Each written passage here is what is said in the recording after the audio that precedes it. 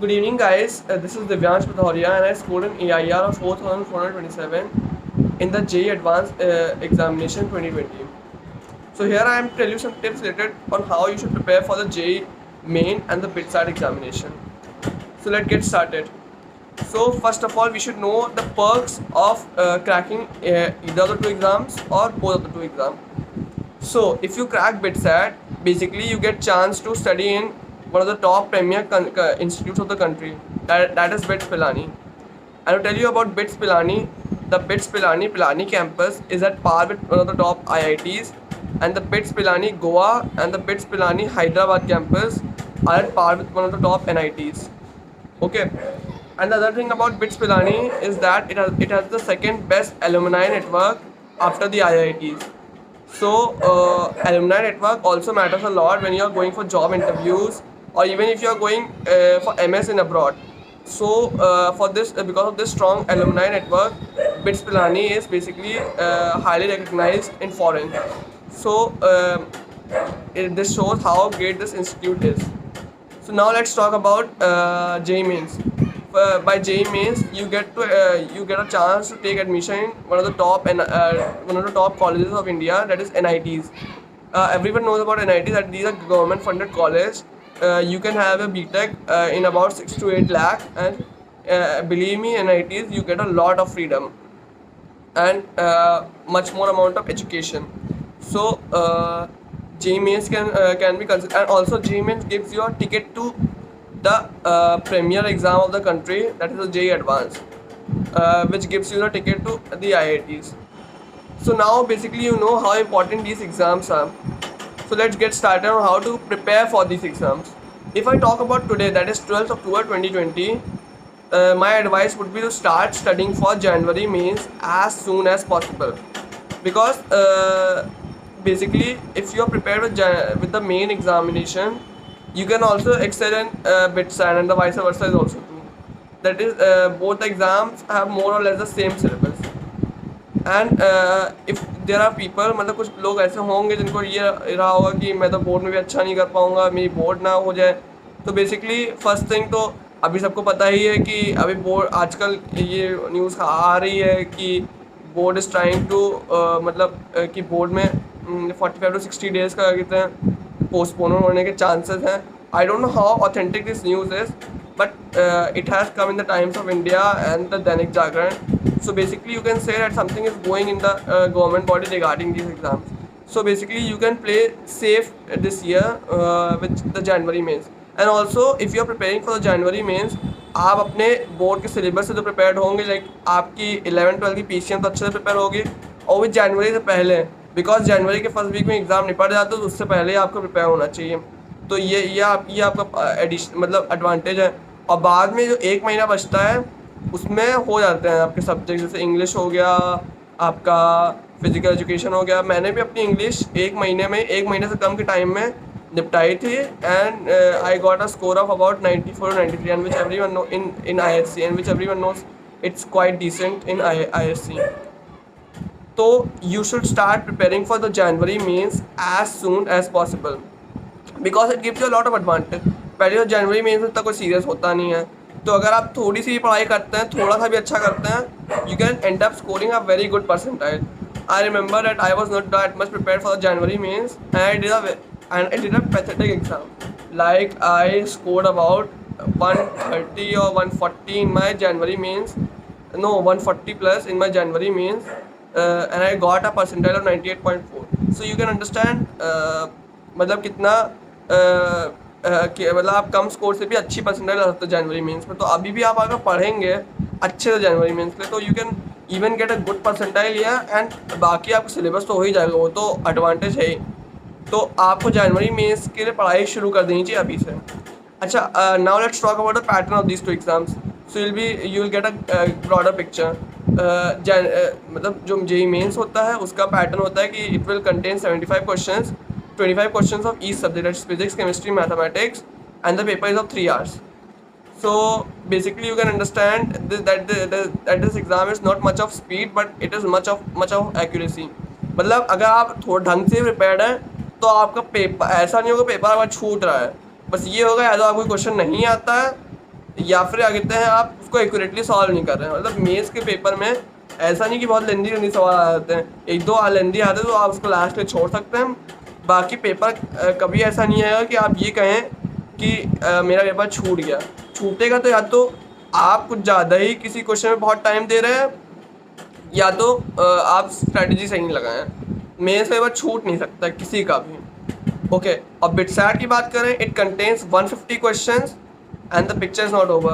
If you complete the 150 questions, you get 12 bonus question. अब bonus question का खेल है, देखिए 450 का पेपर होता है पूरा, 3-3 मार्क के हर एक क्वेश्चन होते हैं। अगर मान लीजिए आपने 150 क्वेश्चन सारे कर डाले तो बिटसैट वाले दे give you an option for 12 bonus question. जैसे मान लीजिए 150 क्वेश्चन में आपके 120 सही हैं और 30 गलत हैं, तो आपका स्कोर आना चाहिए 330 because the marking scheme is +3 -1। But BitSat wale give you some 12 extra questions if you complete all the 150 questions. Basically, and if I give you example that you attempted 10 out of those 12 questions and you ended up scoring getting 8 correct and 2 incorrect. So basically 8 into 3 24 minus 2 22. So 330 plus 22 you end up getting 352 in 450 only. But the thing is you have to adjust these 12 questions in your 3 hour time only.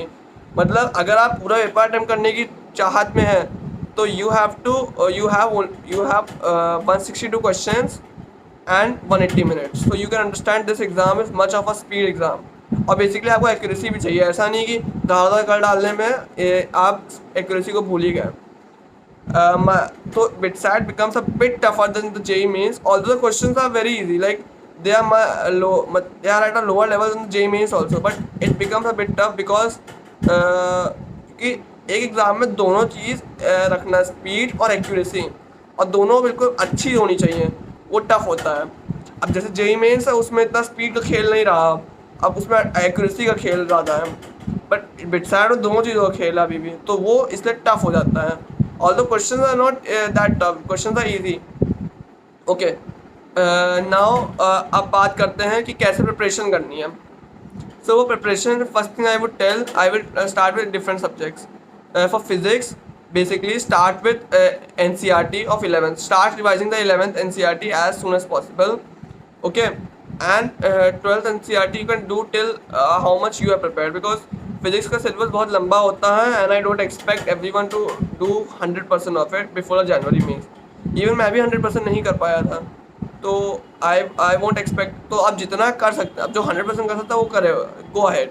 जिसकी preparation अच्छी है, जो अच्छे से बिल्कुल कर रहा है, बट आई विल से कि आप जितना आपको 12th में आता है उसको अच्छे से NCERT से पढ़ लीजिए एक बार, बिकॉज NCERT में कभी क्वेश्चन डायरेक्ट आते हैं। और फिजिक्स में कोशिश करते रहिएगा कि आप कम से कम रोज़ डेली के 10-15 क्वेश्चन सॉल्व कर रहे हैं एक पर्टिकुलर टाइम स्लॉट में, ठीक है। ऐसा नहीं कि बस थ्योरी पढ़ते जाएं, क्योंकि फिर अगर आप थ्योरी पढ़ते रहेंगे तो जिस दिन एग्ज़ाम होगा उस दिन थ्योरी मतलब निकल जाएगी सारी। बेसिकली दिस एग्ज़ाम्स मतलब जैसा आपका बोर्ड के एग्ज़ाम होते हैं, आप थ्योरी पढ़ लेते हैं तब भी काम हो जाता है, बट जो ये एग्ज़ाम्स होते हैं you need a good amount of practice also to crack them. तो पहली चीज़ तो फिजिक्स की हो गई।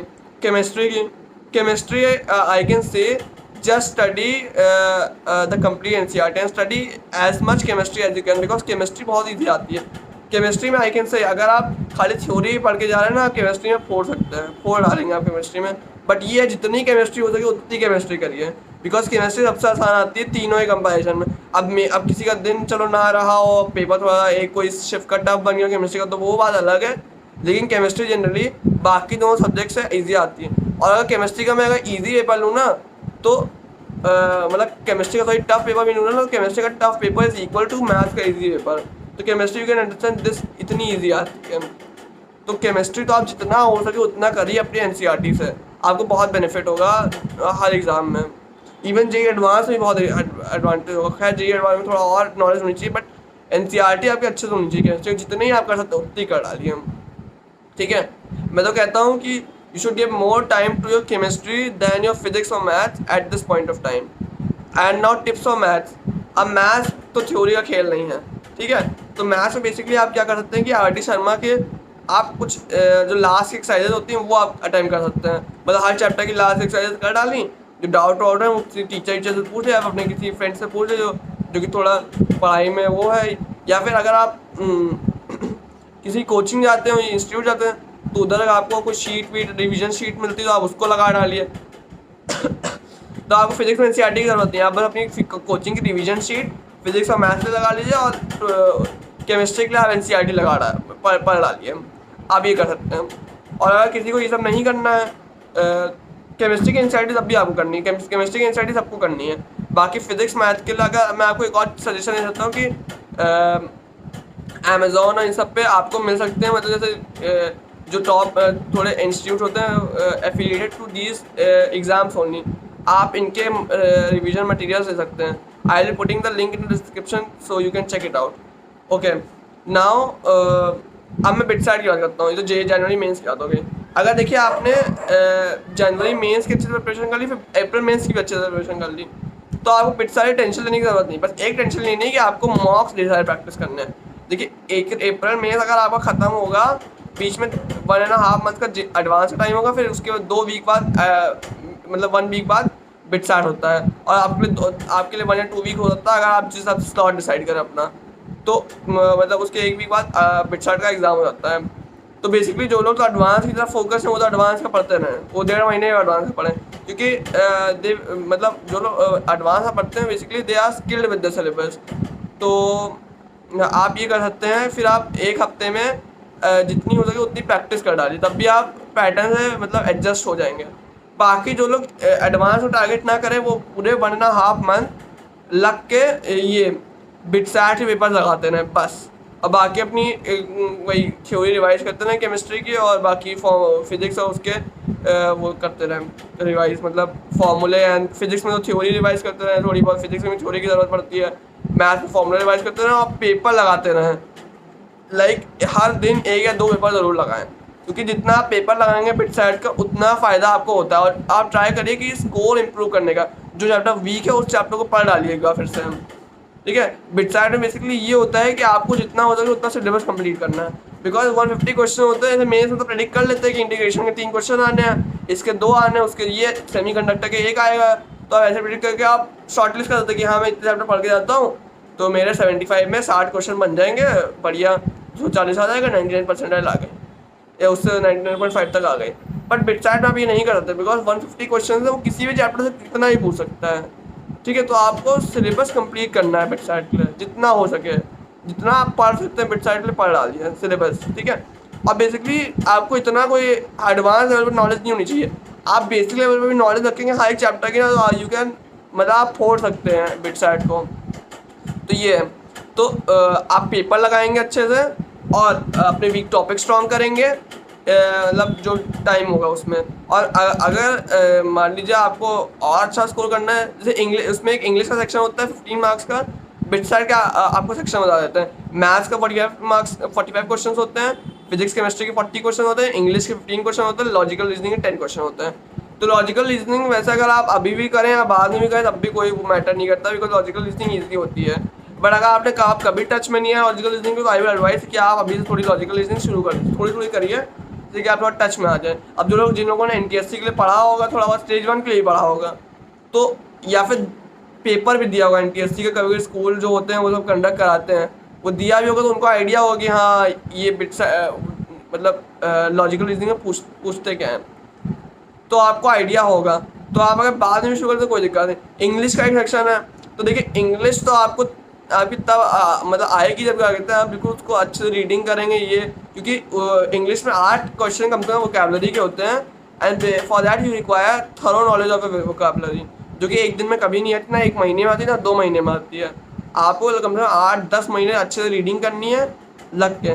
मेरी एडवाइस रहेगी कि देखिए जिनकी इंग्लिश अच्छी है वो तो इंग्लिश सिर्फ फोकस कर सकते हैं, कोई बुक ले लें पढ़ लें, लेकिन जिनकी इंग्लिश अच्छी नहीं है, देखिए क्योंकि इंग्लिश को पढ़ना मतलब अपने आप में एक टास्क है, बिकॉज मैक्सिमम लोगों का इंटरेस्ट नहीं होता है।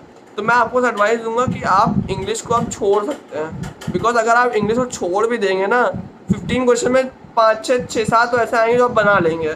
बाकी अगर आप तुक्का मारेंगे और बोनस क्वेश्चन में उसकी कंपनसेशन कर देंगे तो आपका काम हो गया। आप 6-7 में तुक्का मारेंगे, मतलब 7-8-9 में तुक्का मारेंगे, 2-3 आप बोनस क्वेश्चन सही कर दीजिए, उधर कंपनसेशन तो हो गया आपका इंग्लिश का।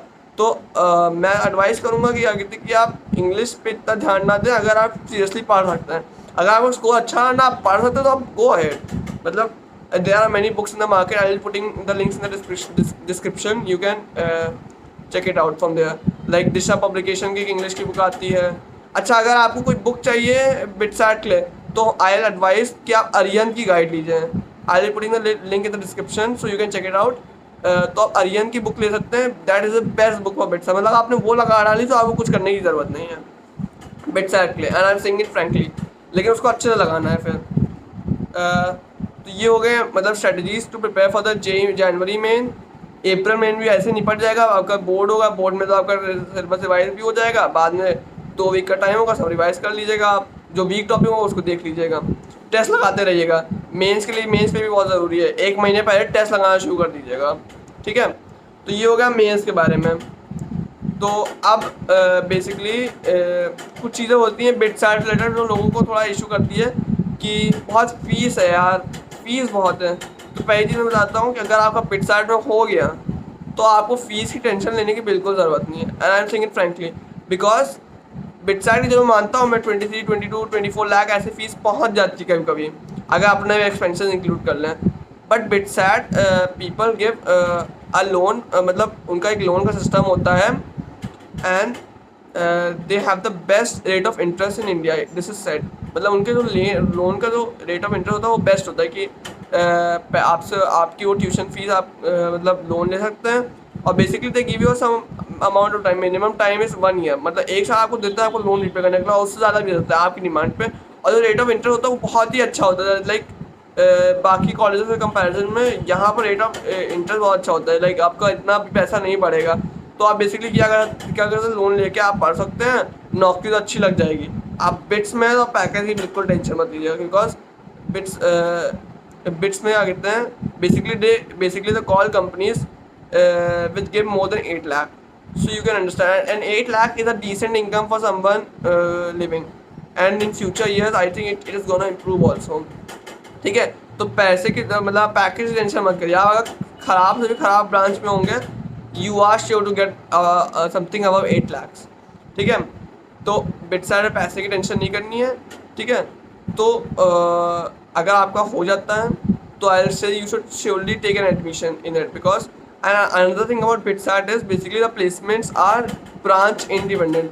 बेसिकली मान लीजिए आपका अगर एंट्रेंस कंप्यूटर साइंस में और आपको किसी तरीके से मतलब इतना स्कोर है कि आपको मैकेनिकल या केमिकल मिलेगी बिट्स पिलानी में, या फिर इलेक्ट्रॉनिक्स मिलेगी आपको यहाँ बिट्स गोवा में, तब भी आपको टेंशन लेने की कोई ज़रूरत नहीं। बिकॉज यहाँ पर प्लेसमेंट्स ब्रांच इंडिपेंडेंट है कि जैसे मैकेनिकल केमिकल का बच्चा भी आईटी की प्लेसमेंट में बैठ सकता है। ऑल दो कंपनी शायद थोड़ा फिल्टर लगा दें, लेकिन फिर भी आपको सॉफ्टवेयर जॉब मिल सकती है और आगे आप अपने करियर में अच्छा कर सकते हैं।